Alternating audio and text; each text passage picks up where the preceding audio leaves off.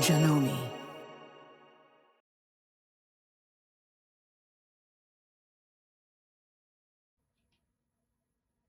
Okay, so next up, we're gonna work on this awesome block, and we're gonna be working on quilting this. I'm gonna go ahead and take out my basting stitches that I came and put in so that I could easily load and unload this quilt and just work on whatever blocks I wanted to at a time and then come back to it later. So I'm gonna go ahead and remove the basting stitches and then we'll get started quilting this.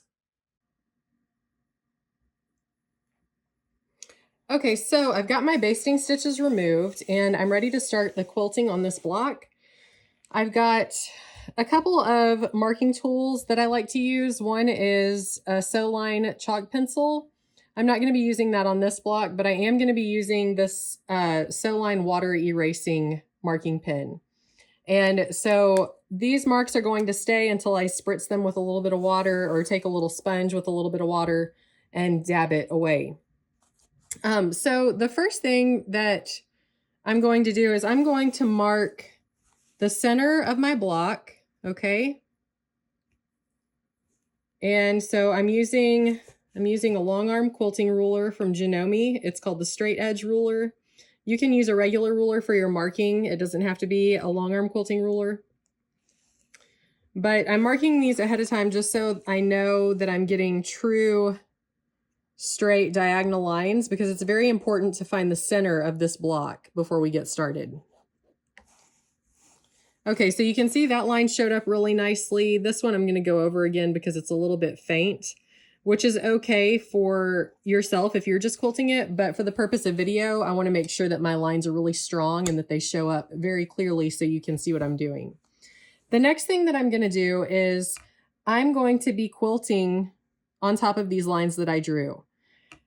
And I'm also going to quilt 3 echoing lines. So I'm going to have a line here, here, here. And so I want to make sure that these are all the same distance from the center on each of the quadrants that I just marked, okay? What I'm going to do is I want to make sure that the points of my lines are true and that they're all lined up. So I'm going to do dotted lines here so I know I'm not quilting these straight lines that I'm marking. These dots are just reference points for me, okay? And so what I'm going to do is I'm going to come over here and I'm going to count 2 of these lines on this ruler, so that's a 1/2 inch from the middle point that I've marked. And I'm going to make my reference line there, okay? I'm going to come down another 2 lines from that, and I'm going to mark that one. And then I'm going to come down another 2 lines from that, and then I'm going to mark that one. Now, I'm not sure if I like the spacing of those. I may want to see what it looks like when I space them out 3 at a time. And so I'm going to come back in white chalk so that I am able to tell the difference. And I'm going to mark so that it's 3/4 of an inch from that top line. Okay, you can see my white line right here. Then I'm going to mark 3/4 of an inch from that white line. Right there. Yes, I think I like that spacing a lot more. Okay, so on this one, I'm going to be marking this white line.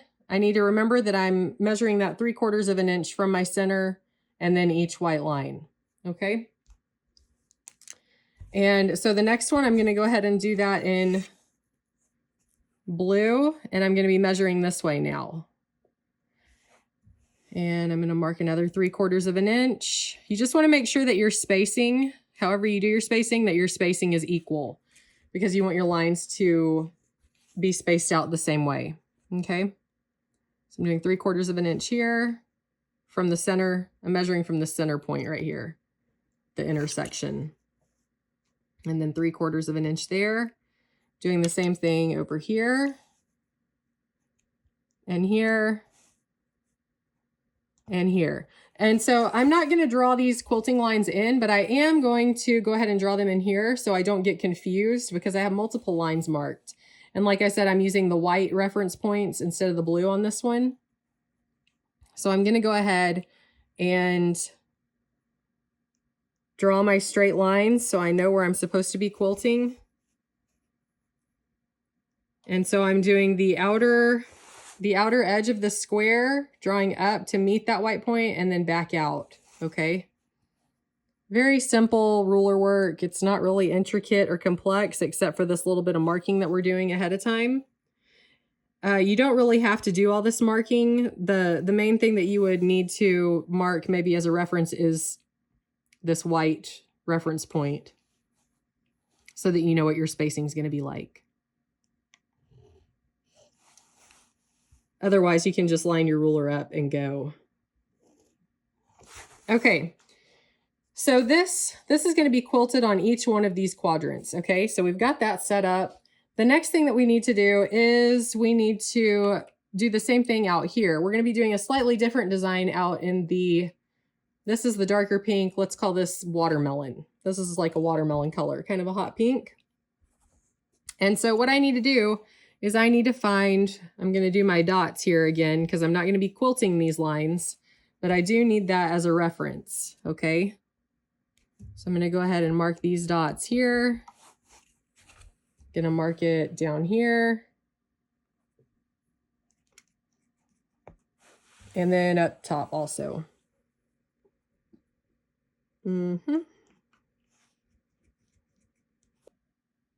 Okay, so now we need to mark the bottom kind of hot pink color, watermelon color. And so what I'm going to do here, I need to mark 4 reference points for lines.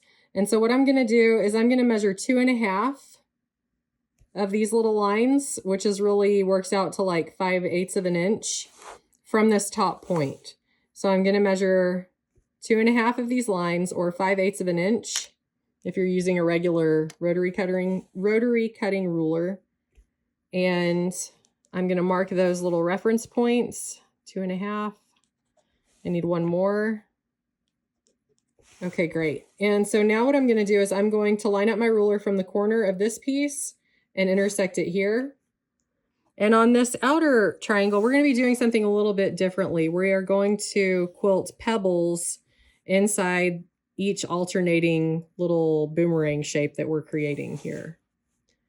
So it'll make it look really fancy, much better than just plain straight lines once we're done with it. It's a little more time consuming, but well worth the effort, I think.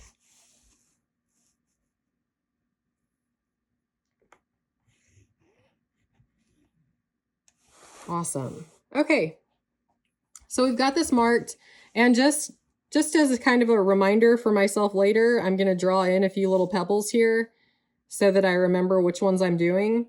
So these are going to have little pebbles in them, and I'm leaving this unquilted as my little breathing room between my free motion quilting that's going to be here and my free motion and ruler work inside. Okay, so let's go ahead and get started. What I'm going to do first is I'm going to completely outline my block, and I'm going to come over here and I'm going to bring my thread, my bobbin thread up to the top, like so. I'm going to do a couple stitches in place. I can come back and bury my threads later if I don't secure those threads with some other quilting. All right, and then we're off to the races. So I'm going to grab my ditch ruler, my Janome ditch ruler, and I'm going to quilt in the ditch of this sashing to the best of my ability. It may not be, you know, exactly perfect. All right.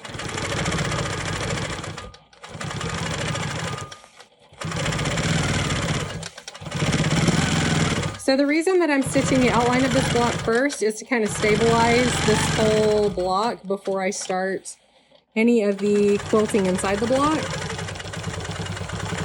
That way everything stays nice and square, and I don't have to worry about a lot of shifting if I'm doing dense quilting in some areas and looser quilting in others. And now I'm going to stitch the perimeter of the colored portion of the patchwork. And so I'm using the stitch ruler because it's a little more difficult when you're stitching diagonal lines to do a good job without a ruler. Sometimes you can get away with not using a ruler, but I have a hard time making sure that my diagonal lines are really true straight lines, so that's why I'm using a ruler for this. Okay, now I'm gonna go ahead and I'm gonna quilt around the perimeter of this hot pink square in the center of my block. And again, I'm stitching the outlines of all of these components so that I know everything is stabilized and won't get distorted when I'm stitching these diagonal straight lines later. All right, and now I'm ready to start doing my my diagonal lines. And so what I'm gonna do, whenever I use this ditch ruler, it's important to know that I don't want to put the edge of my ruler so that it's connected with the point that I'm going to. I want to offset by about 1/4 of an inch. So you'll see as I'm approaching that my ruler is about 1/4 of an inch from my foot where I want the needle to go. Okay, and likewise here, I'm offsetting my ruler so that it's about 1/4 of an inch away from where this point is. Because if I put it right here, my quilting line is going to end up 1/4 inch above where my ruler is, because that's the distance from the needle to the foot. Okay, so let's go ahead and finish that quilting line. Okay, I'm going to stop. I'm going to reposition my ruler, and I'm repositioning so that my ruler is about 1/4 of an inch away from this point, and I want my needle to stop right in this blue mark that I've made, right in the center of it. Perfect.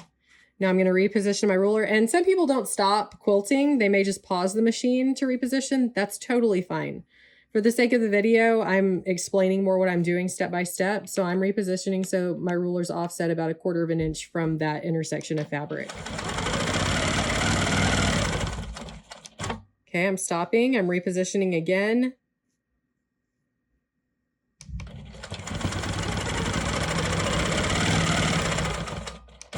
Okay, stopping again, repositioning again so that my ruler is 1/4 inch away from the fabric intersection.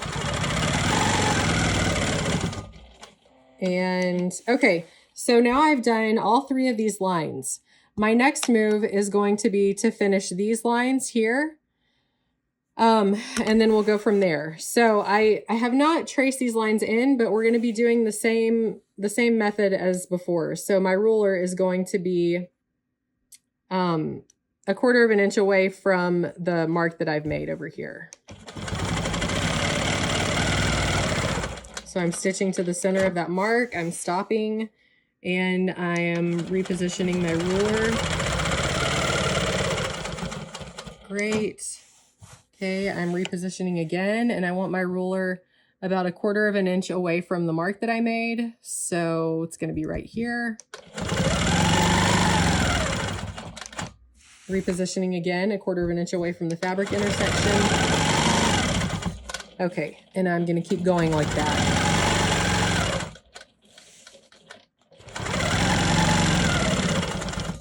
Okay, same thing here. Okay, so I'm going to go ahead and quilt my diagonal lines here.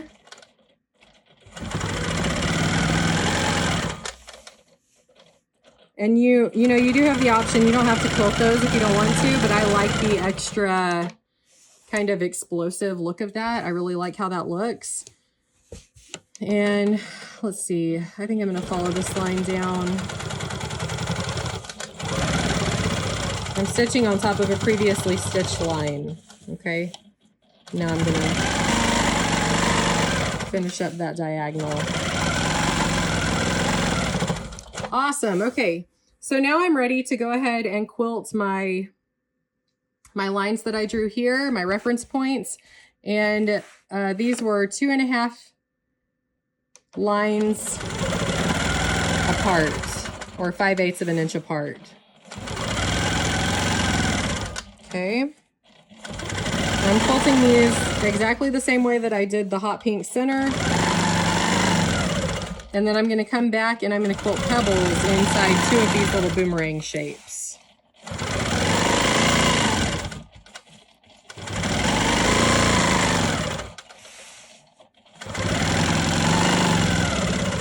Awesome. Okay, so I'm going to come back in here and I'm going to quilt pebbles inside this one and this one so that they're alternating and not right next to each other. And then I'm going to repeat that for the other 2. All right, so here we go.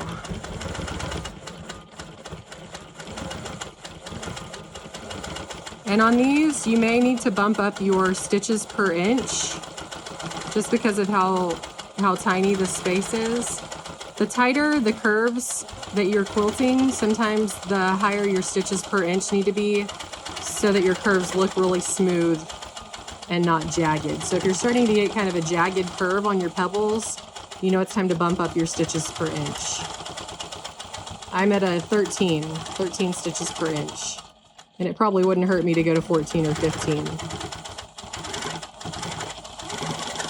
Okay, now I'm gonna alternate. And some of these pebbles are kind of flat, but that's okay. I'm just trying to fill this boomerang space.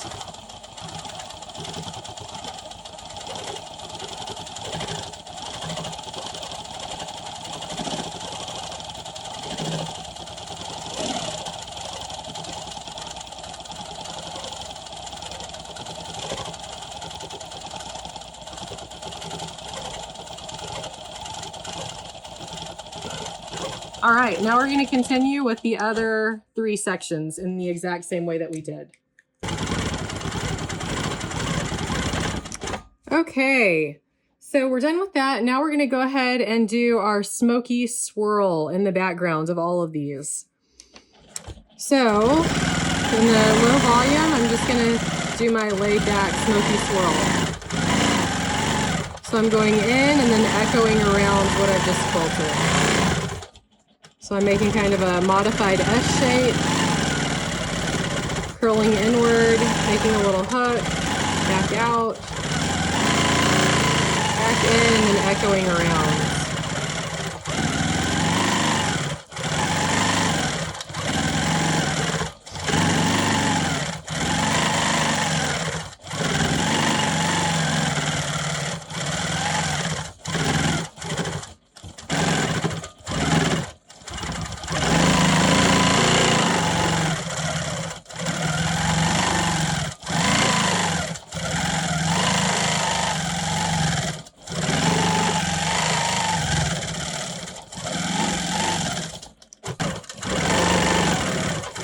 So I don't have a bunch of dead space in this area up here.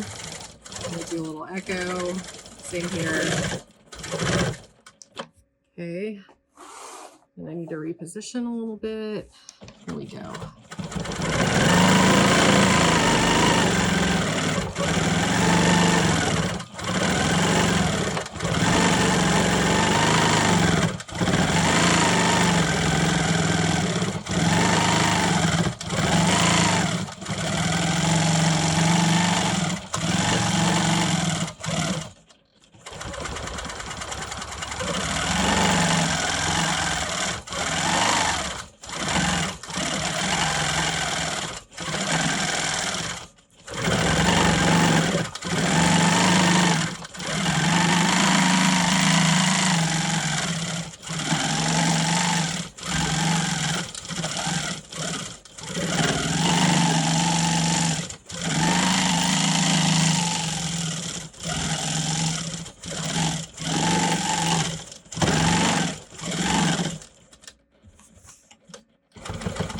I'm going to grab my ruler foot to help me out of that diagonal space.